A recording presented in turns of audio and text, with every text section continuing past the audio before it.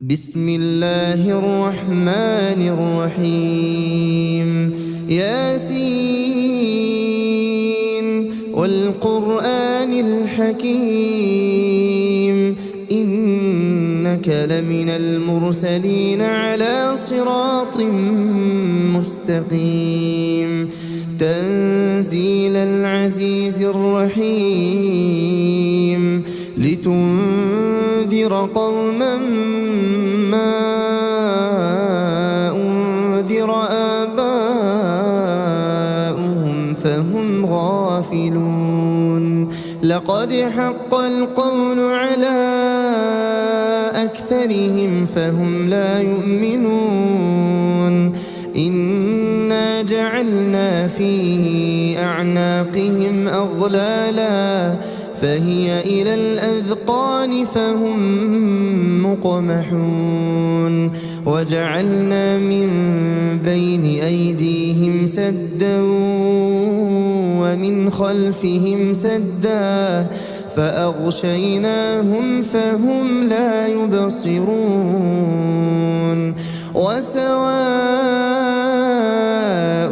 عليهم أأنذرتهم أم لم تنذرهم لا يؤمنون إنما تنذر من اتبع الذكر وخشي الرحمن بالغيب فبشره بمغفرة وأجر كريم إنا نحن نحيي الموتى ونكتب ما قدموا وآثارهم وكل شيء أحصيناه في إمام مبين واضرب لهم مثلا أصحاب القرية إذ جاءها المرسلون إذ أرسلنا إليهم اثنين فكذبوهما فعززنا بثالث فقالوا إنا إليكم مرسلون قالوا ما أنتم إلا بشر مثلنا وما أنزل الرحمن من شيء إن أنتم إلا تكذبون قالوا ربنا يعلم إنا إليكم لمرسلون وما علينا إلا البلاغ المبين قالوا إنا تطيرنا بكم لئن لم تنتهوا لنرجمنكم وليمسنكم منا عذاب أليم قالوا طائركم معكم أئن ذكرتم بل أنتم قوم مسرفون وجاء من أقصى المدينة رجل يسعى قال يا قوم اتبعوا المرسلين اتبعوا من لا يسألكم أجرا وهم مهتدون وما لي لا أعبد الذي فطرني وإليه ترجعون أأتخذ من دونه آلهة إن يردني الرحمن بضر لا تغني عني شفاعتهم شيئا ولا ينقذون إني إذا لفي ضلال مبين إني آمنت بربكم فاسمعون قيل ادخل الجنة قال يا ليت قومي يعلمون بما غفر لي ربي وجعلني من المكرمين وما أنزلنا على قومه من بعده من جند من السماء وما كنا منزلين إن كانت إلا صيحة واحدة فإذا هم خامدون يا حسرة على العباد ما يأتيهم من رسول إلا كانوا به يستهزئون ألم يروا كم أهلكنا قبلهم من القرون أنهم إليهم لا يرجعون وإن كل لما جميع لدينا محضرون وآية لهم الأرض الميتة أحييناها وأخرجنا منها حبا فمنه يأكلون وجعلنا فيها جنات من نخيل وأعناب وفجرنا فيها من العيون ليأكلوا من ثمره وما عملته أيديهم أفلا يشكرون سبحان الذي خلق الأزواج كلها مما تنبت الأرض ومن أنفسهم ومما لا يعلمون وآية لهم الليل نسلخ منه النهار فإذا هم مظلمون والشمس تجري لمستقر لها ذلك تقدير العزيز العليم والقمر قدرناه منازل حتى عاد كالعرجون القديم لا الشمس ينبغي لها أن تدرك القمر ولا الليل سابق النهار وكل في فلك يسبحون وآية لهم أنا حملنا ذريتهم في الفلك المشحون وخلقنا لهم من مثله ما يركبون وإن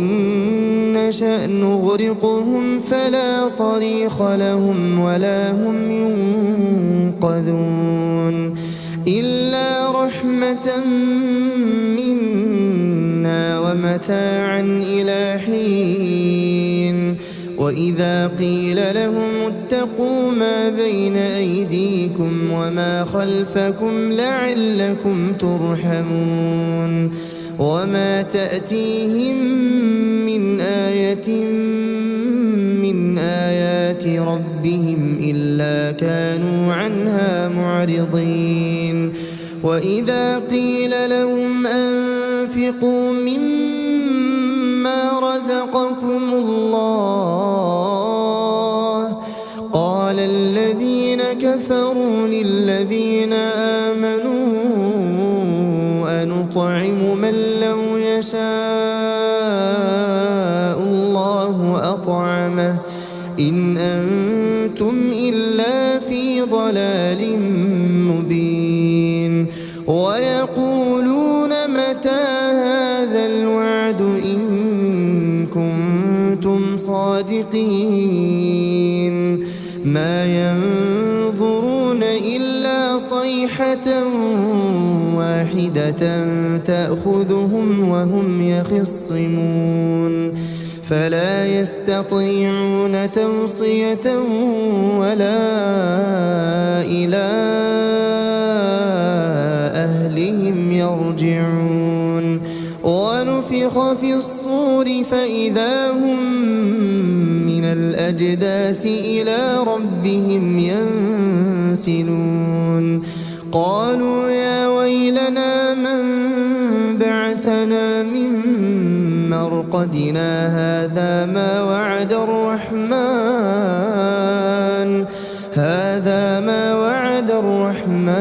وصدق المرسلون إن كانت إلا صيحة واحدة فإذا هم جميع لدينا محضرون فاليوم لا تظلم نفس شيئا ولا تجزون إلا ما كنتم تعملون إن أصحاب الجنة اليوم في شغل فاكهون هم وأزواجهم في ظلال على الأرائك متكئون لهم فيها فاكهة ولهم ما يدعون سلام قولا من رب رحيم وامتازوا اليوم أيها المجرمون ألم أعهد إليكم يا بني آدم ألا تعبدوا الشيطان إنه لكم عدو مبين وأن اعبدوني هذا صراط مستقيم ولقد أضل منكم جبلا كثيرا أفلم تكونوا تعقلون هذه جهنم التي كنتم توعدون اصلوها اليوم بما كنتم تكفرون اليوم نختم على أفواههم وتكلمنا أيديهم وتشهد أرجلهم بما كانوا يكسبون ولو نشاء لطمسنا على أعينهم فاستبقوا الصراط فأنى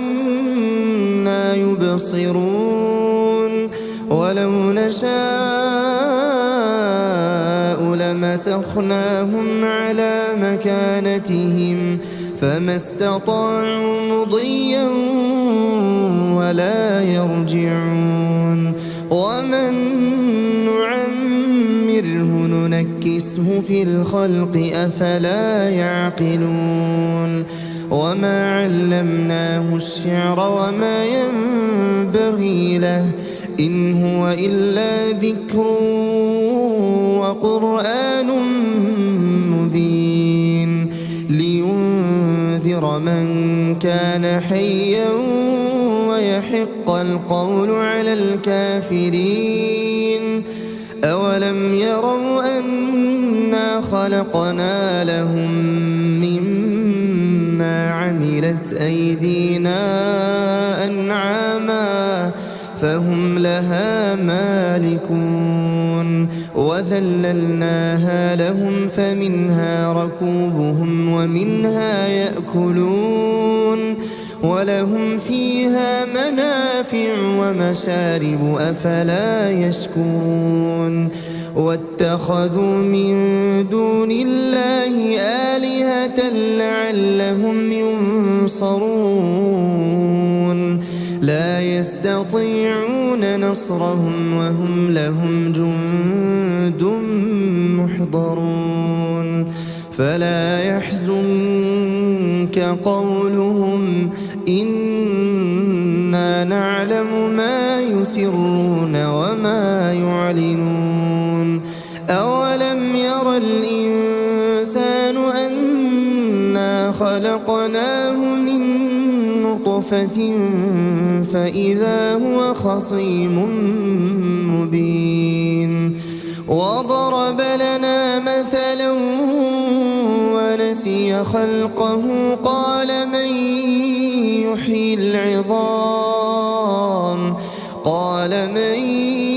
يحيي العظام وهي رميم قل يحييها الذي أنشأها أول مرة وهو بكل خلق عليم الذي جعل لكم من الشجر الأخضر نارا فإذا أنتم منه توقدون أوليس الذي خلق السماوات والأرض بقادر على أن يخلق مثلهم بلى وهو الخلاق العليم إنما أمره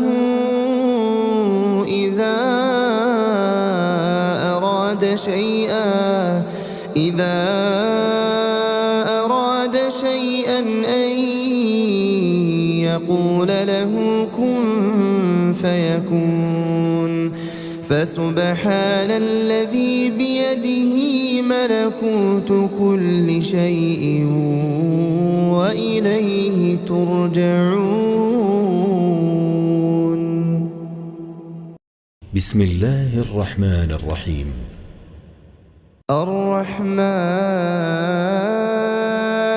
علم القرآن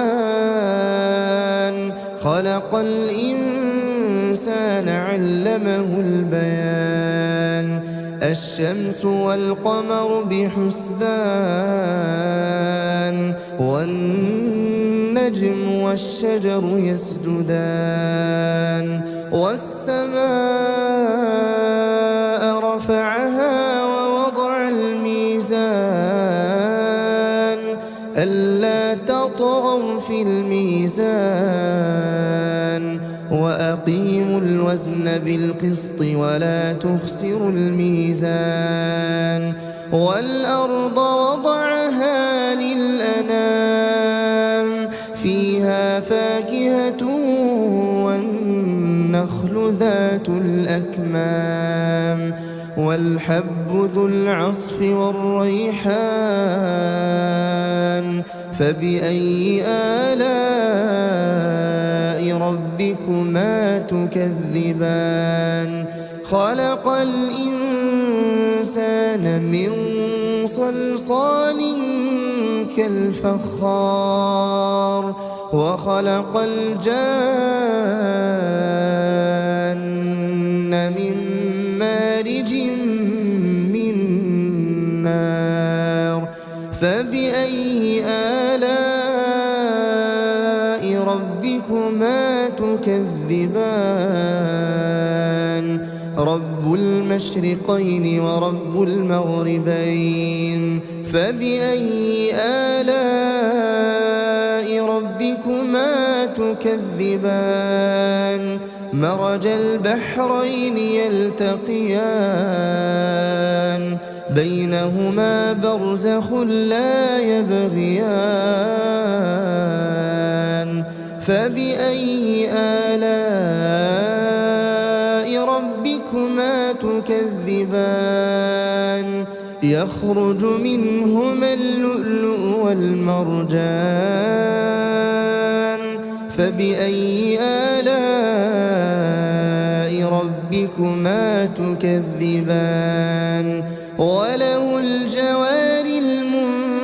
المنشآت في البحر كالأعلام فبأي آلاء ربكما تكذبان كل من عليها فان ويبقى وجه ربك ذو الجلال والإكرام فبأي آلاء ربكما تكذبان يسأله من في السماوات والأرض كل يوم هو في شأن فبأي آلاء ربكما تكذبان سنفرغ لكم أيها الثقلان فبأي آلاء ربكما تكذبان يا معشر الجن والإنس إن استطعتم أن تنفذوا من أقطار السماوات والأرض فانفذوا لا تنفذون إلا بسلطان فبأي آلاء ربكما تكذبان يرسل عليكما شواظ من نار ونحاس فلا تنتصران فبأي آلاء ربكما تكذبان فإذا انشقت السماء فكانت وردة كالدهان فبأي آلاء ربكما تكذبان فيومئذ لا يسأل عن ذنبه إنس ولا جان فبأي آلاء ربكما تكذبان يعرف المجرمون بسيماهم فيؤخذ بالنواصي والأقدام فبأي آلاء ربكما تكذبان هذه جهنم التي يكذب بها المجرمون يطوفون بينها وبين حميم آن فبأي آلاء ربكما تكذبان ولمن خاف مقام ربه جنتان فبأي آلاء ربكما تكذبان ذواتا أفنان فبأي آلاء ربكما تكذبان فيهما عينان تجريان فبأي آلاء ربكما تكذبان فيهما من كل فاكهة زوجان فبأي آلاء ربكما تكذبان متكئين على فرش بطائنها من استبرق وجنى الجنتين دان فبأي آلاء ربكما تكذبان فيهن قاصرات الطرف لم يطمثهن إنس قبلهم ولا جان فبأي آلاء ربكما تكذبان كأنهن الياقوت والمرجان فبأي آلاء ربكما تكذبان هل جزاء الإحسان إلا الإحسان فبأي آلاء ربكما ربكما تكذبان ومن دونهما جنتان فبأي آلاء ربكما تكذبان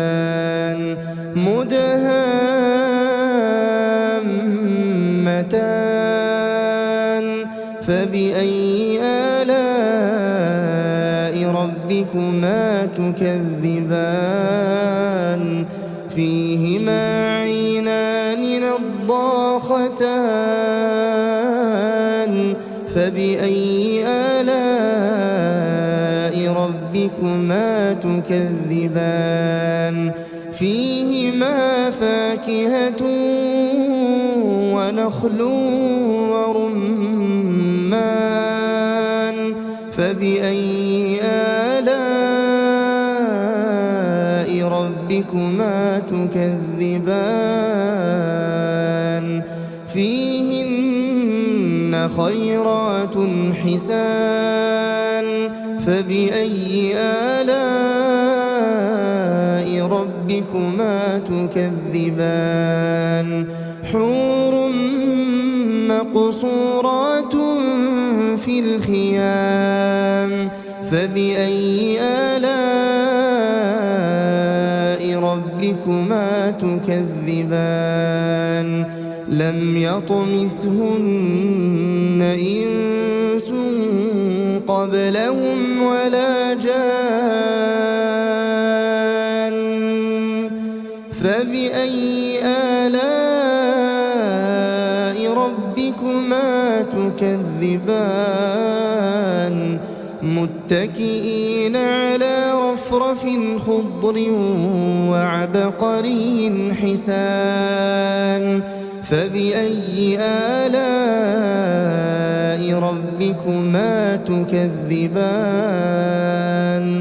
تبارك اسم ربك ذي الجلال والإكرام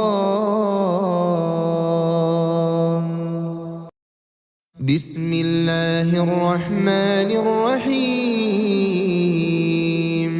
إذا وقعت الواقعة ليس لوقعتها كاذبة خافضة رافعة إذا رجت الأرض رجا وبست الجبال بسا فكانت هباء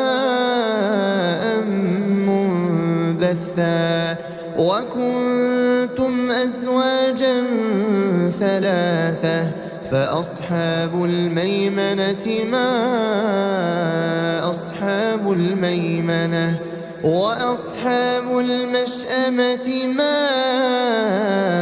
أصحاب المشأمة والسابقون السابقون أولئك المقربون في جنات النعيم ثلة من الأولين وقليل من الآخرين على سرر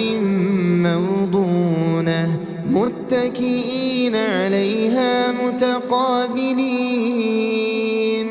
يطوف عليهم ولدان مخلدون بأكواب وأباريق وكأس من معين لا يصدعون عنها ولا ينزفون وفاكهة مما يتخيرون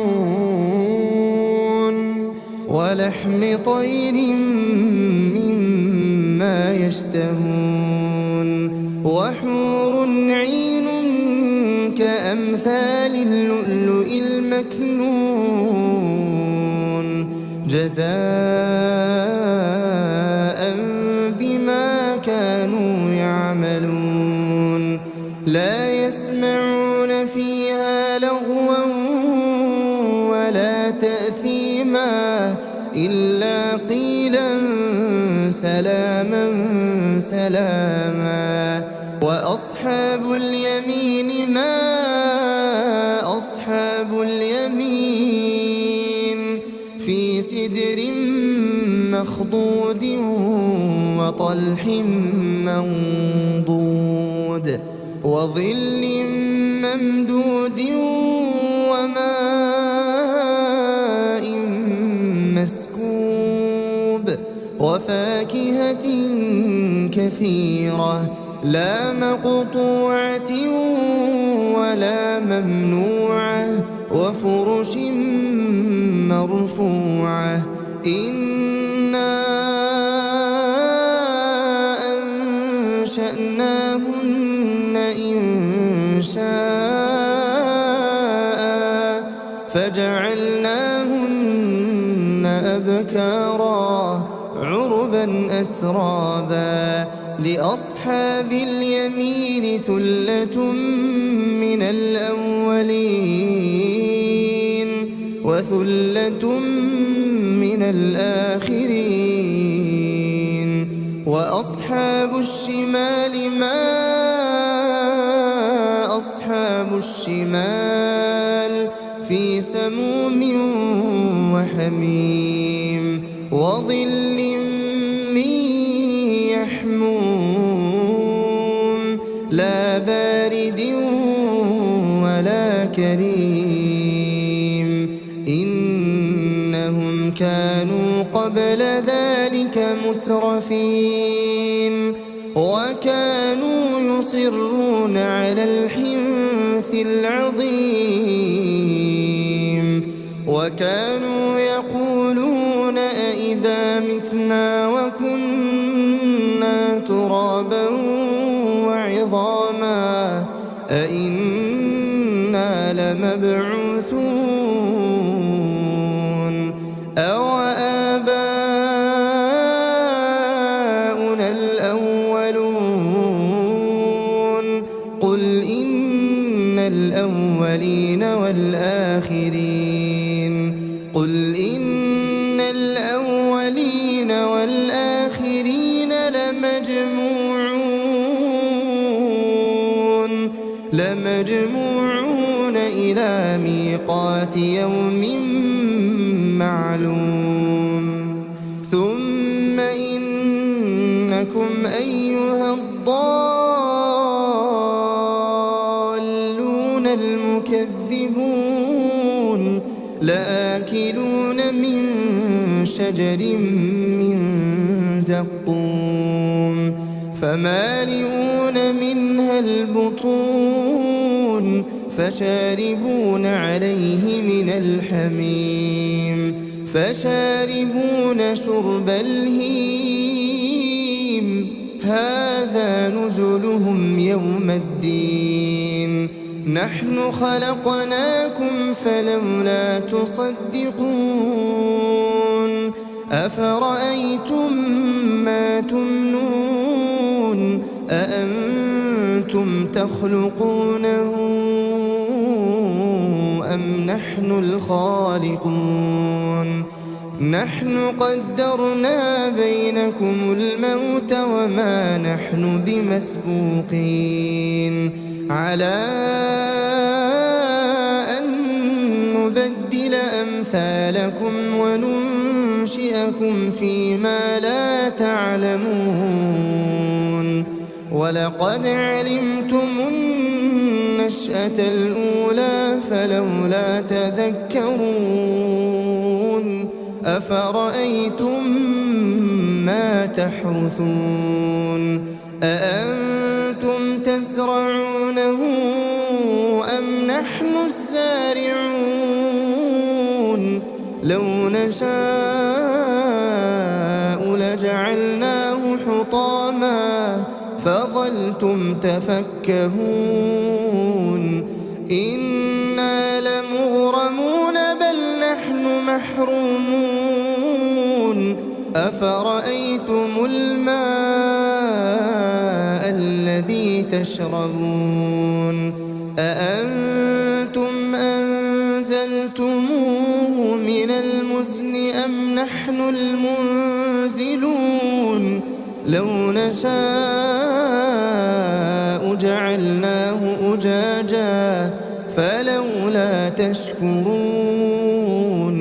أفرأيتم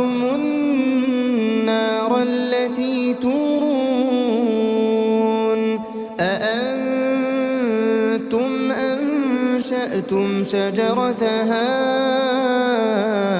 أم نحن المنشئون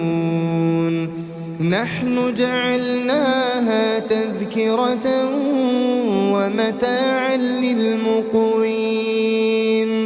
فسبح باسم ربك العظيم فلا أقسم بمواقع النجوم وإنه لقسم لو تعلمون عظيم إنه لقرآن كريم في كتاب مكنون لا يمسه إلا المطهرون تنزيل من رب العالمين أفبهذا الحديث أنتم مدهنون وتجعلون رزقكم أنكم تكذبون فلولا إذا بلغت الحلقوم وأنتم حينئذ تنظرون ونحن أقرب إليه منكم ولكن لا تبصرون فلولا إن كنتم غير مدينين ترجعونها إن كنتم صادقين فأما إن كان من المقربين فروح وريحان وجنة نعيم وأما إن كان من أصحاب اليمين فسلام لك من أصحاب اليمين وأما إن كان من المكذبين الضالين فنزل من حميم وتصلية جحيم إن هذا لهو حق اليقين فسبح باسم ربك العظيم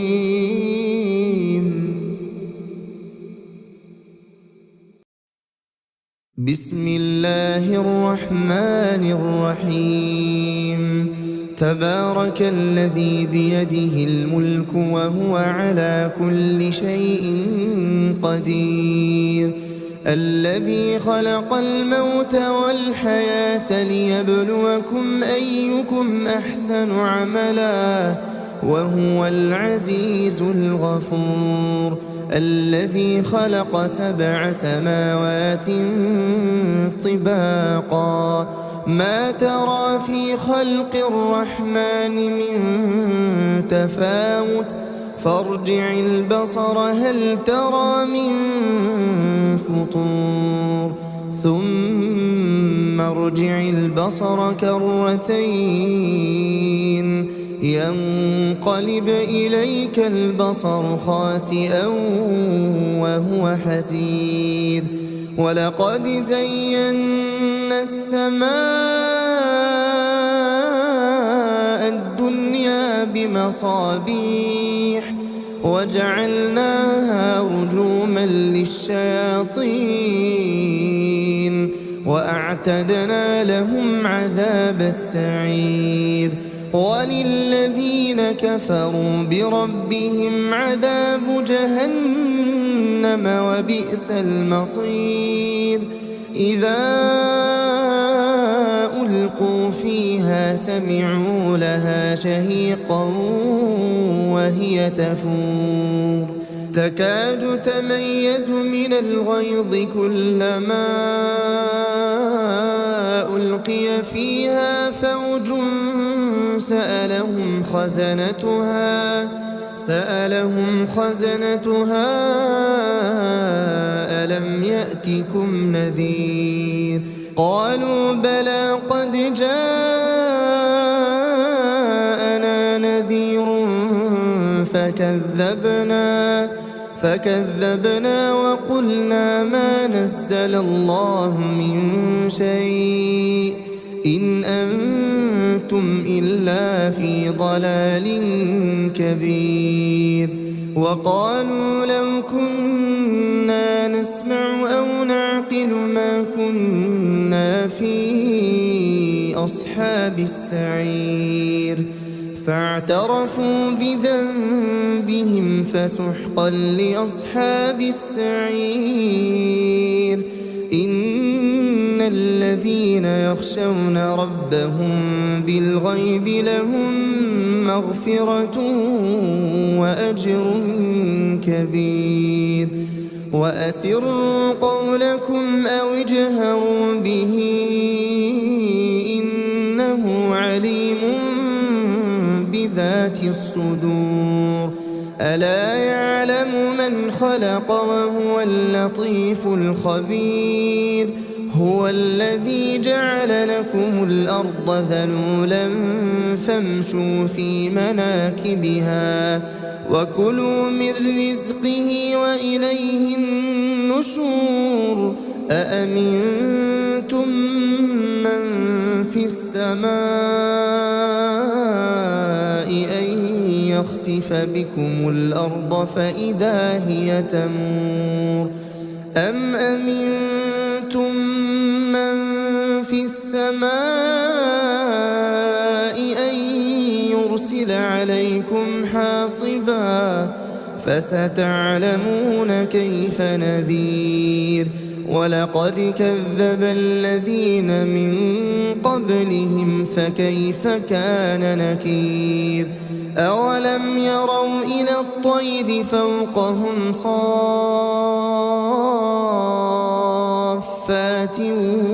ويقبضن ما يمسكهن إلا الرحمن إنه بكل شيء بصير أمن هذا الذي هو جند لكم ينصركم من دون الرحمن إن الكافرون إلا في غرور أمن هذا الذي يرزقكم إن أمسك رزقه بل لجوا في عتو ونفور أفمن يمشي مكبا على وجهه أهدى أمن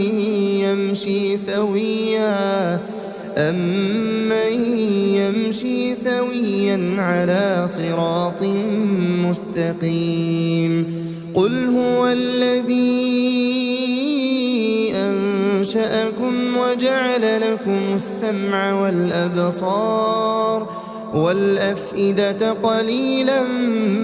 ما تشكرون قل هو الذي ذرأكم في الأرض وإليه تحشرون ويقولون متى هذا الوعد إن كنتم صادقين قل إنما العلم عند الله وإنما أنا نذير مبين فلما رأوه زلفة سيئت وجوه الذين كفروا وقيل هذا الذي كنتم به تدعون قل أرأيتم إن أهلكني الله ومن معي أو رحمنا فمن يجير وينذر الكافرين من عذاب أليم. قل هو الرحمن آمنا به وعليه توكلنا فستعلمون من هو في ضلال مبين. قل أرأيتم إن أصبح ماؤكم غورا فمن يأتيكم بماء